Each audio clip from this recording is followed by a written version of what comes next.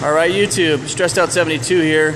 This is the last furnace video I'm going to be shooting, and I just wanted to show you the final stages of how to actually turn this thing off now. It's been running for a total of 4 hours. It's 35 degrees outside and it's 80 almost, just about 80. Okay, 76. 76 degrees inside the shop. 1,500 square feet.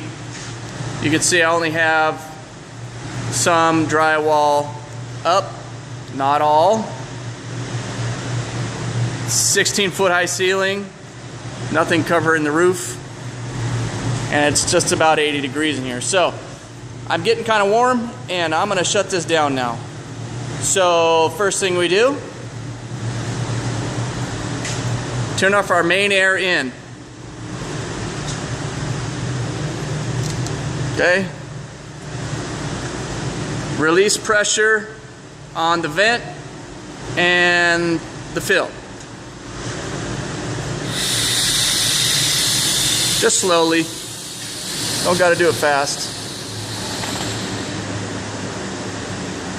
That one's got a little oil in it still. So this is all at zero now. Open them both up. Close the needle valve so in the next morning we'll remember to start it in the startup steps. Turn our main oil off and turn our needle valve off. And what it'll do is just kind of flicker. You can't really see it too well, but I can hear it still flaming on inside there. And I'm gonna go ahead and leave the blower in the on position there. And basically it's just gonna cool down the stainless steel plate, or if you had a brake drum in there, it would cool down that.